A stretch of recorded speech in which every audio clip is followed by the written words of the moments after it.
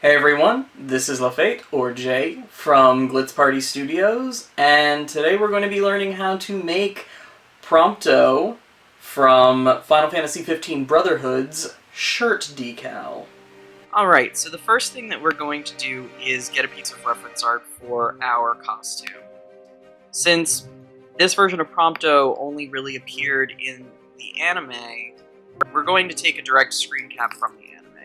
I know that at this point there is a model from episode Prompto, so if you can find somebody who's already ripped a copy of that, then it might be better. But when I made this, episode Prompto hadn't come out yet.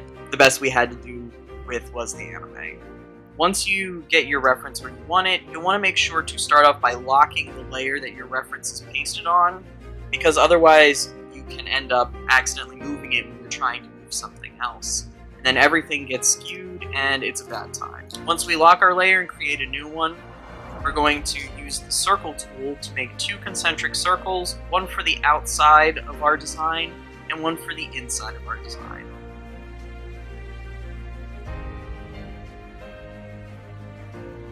After we do this, what we're going to do is select the inner circle, which is on top, and go into the path options, and then hit Divide Objects.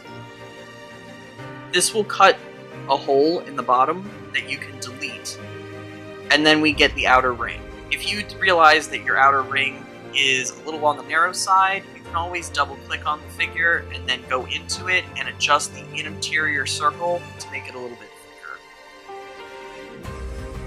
At this point, we're going to change colors and make our outer ring transparent, and just give it a quick pink outline on the stroke so that we can see what we're working on, but we can also see the image underneath without too much trouble. Next, we use the pen tool to make a figure that will slice through our ring to create the pattern that we want. You could do this by putting a couple of layered boxes over each other at 45-degree angles, and that would probably work, but I was doing it quicker, and I didn't care as much about how the angles matched up from part to part.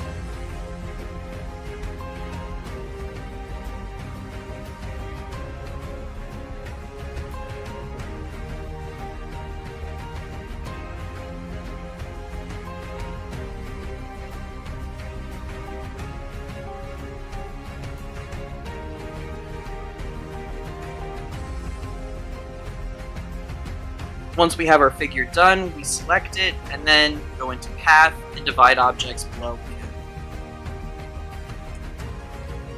The figure will disappear, and it leaves us with the cuts that we need.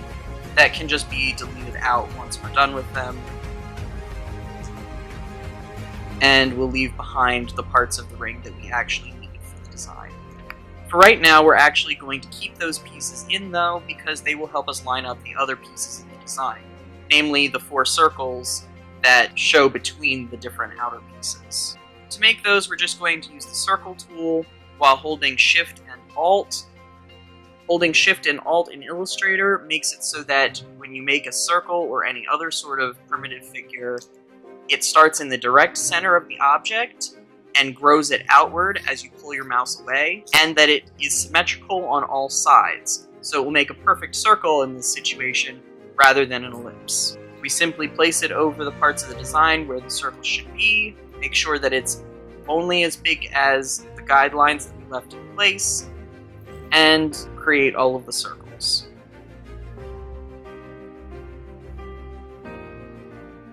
At this point, we no longer need the outer pieces, and I decided I actually didn't like the lower left-hand side of this design because there's a little bit of distortion that we're using as our reference. Instead, I decided to select the four pieces I did like from the upper right-hand part of the design and simply copy and paste them so that they matched from one side to the other. To rotate them into position, we right-click and then hit Reflect, and we'll want to do one in each direction, horizontal and vertical, and that will put us in the right orientation to match the original. Now, because of the distortion on our reference, we're actually going to need to put down a circle to make sure that our pieces are aligned properly. not necessarily to the reference, but so that when we embroider them onto a shirt, they won't be lopsided or funny looking. So the same as we made the circles on the inside, we just make another circle on the outside and line up our figures as we need them against the edge. Once we're finished, we can delete the circle because that's just another guideline. This is a good time to mention that you should be saving often. I am particularly notorious for not saving as I work, and it's cost me a lot of time and heartache. So always save. Once you make your initial save in Illustrator, you can set it so that it will save intermittently. That way, if you have a power outage, or program crashes, or anything else happens, it will bring up a draft of the last time that it performed an autosave. So the amount of data you lose is relatively small. The only way to get that to work, however, is to make sure that you have saved it at least once. So just make a habit that once you put your reference picture into the Illustrator file, that you go ahead and save it. At this point, it's time to make the 17 that's in the middle of the design. And unfortunately, I went through literally every font that I have on this computer, and none of them matched exactly.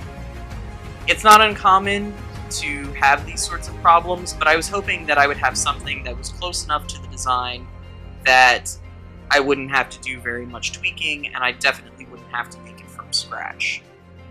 It's way easier if you can just use an existing font than to make something yourself, because then you don't have to worry about whether or not it's even and whether or not it's going to stitch out correctly.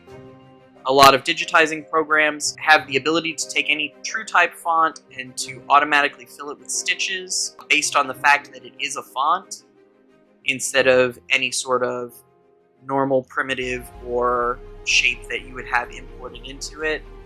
So that can be a huge help, especially to the beginning embroiderer. But since I didn't have one that matched well enough, I had to do all of it by myself. If you want to spend the time and effort going out and finding a font that matches, power to you, and enjoy that. But for the rest of this tutorial, we're going to go old school and make it ourselves.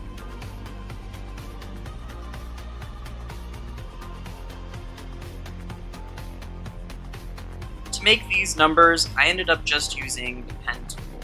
By holding down Shift after you make your first point, the next point that you make will be on the same X or Y axis that your first point was made. So that makes it a lot easier to make any sort of boxes or figures in that vein.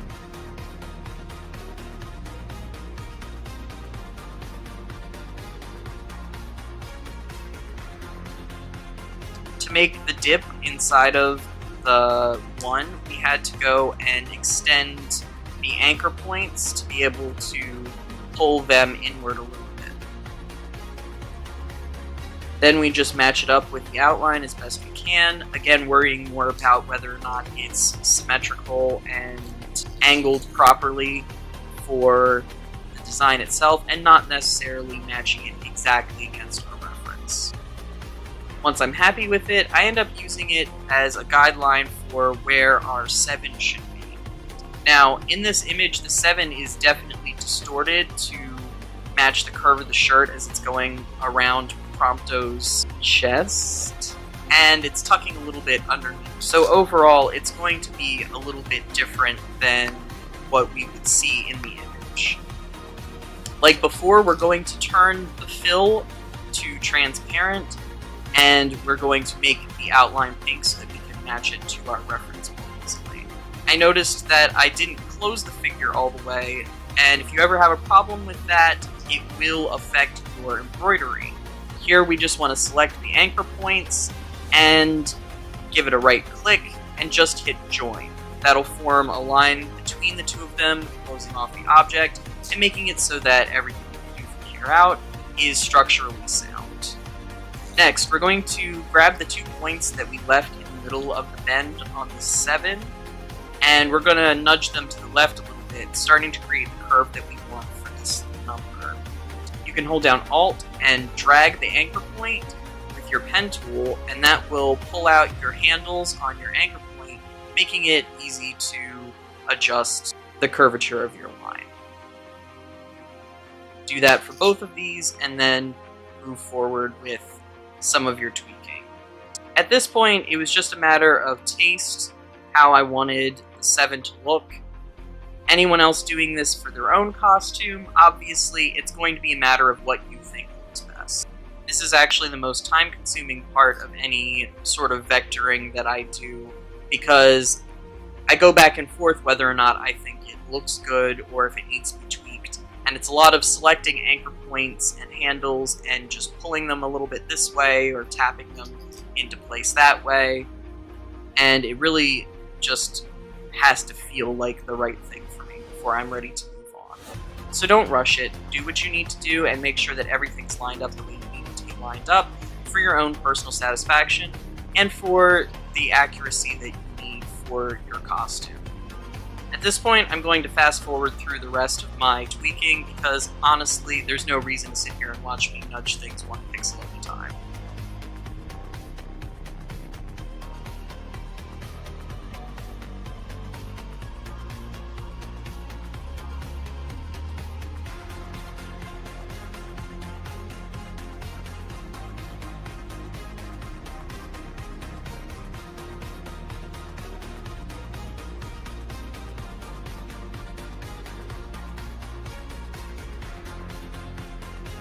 Now that I'm satisfied with my numbers, I'm going to select all of our outer ring pieces, and I'm just going to make them match the reference image a little bit more, so that when we import the figures into our digitizing program, it automatically assigns a color to it that will help us visualize our image from the moment that we import it.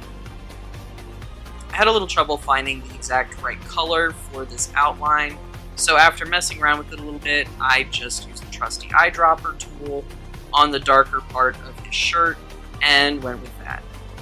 Again, you'll want to match your thread more than you care about the actual artwork here, because the thread is the final product that you'll be using, and the artwork's more of a guideline, just to make sure that you know, if you set this down later, where you're going with this design.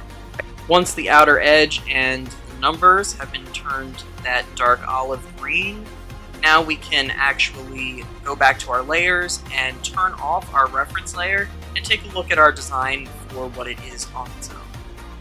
This is a good way to take a look at it and make sure that you're satisfied with all of the different pieces of it and that it matches your reference. Turning your reference layer on and off will let you decide whether or not you need to do anything else to make it match. In this case, I debated making the outer edges of my ring more rounded, and I ended up deciding that I actually didn't like it more rounded and that I liked the cleaner geometric look of having the blunt edges. But this is the time to do anything that you want to make the design look better on its own.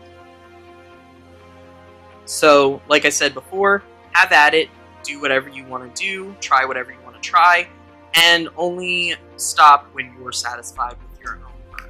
Other than that, that's all you have to do to make the vector for your embroidery. So from here on out, it's just a matter of turning your shapes into stitches.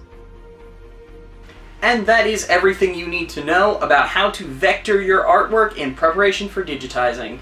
Next time we'll go over how to set our stitches, a couple of different ways that you can digitize the design, and how to do your test stitching to make sure that everything will be a-okay when you go to put it on your real shirt. If you're not already subscribed to the channel, please go ahead and give it a hit over there on the old subscribe button. Make sure you turn on notifications so that you know every time we have a new video, and make sure you like in the video. Give us a comment, let us know if anything was unclear, if you want more clarification in the future, anything that helped you and anything that didn't help you. Because this channel's starting out, we gotta figure out exactly how to do this stuff, you know? You can follow us on any of these wonderful social medias. Feel free to go ahead and give us a follow on any of those, hit us up, talk to us, comment, like, whatever it is that suits you. We got them all right here. This is my right here motion. And we will see you next time on another episode of Cosplay How To. See ya!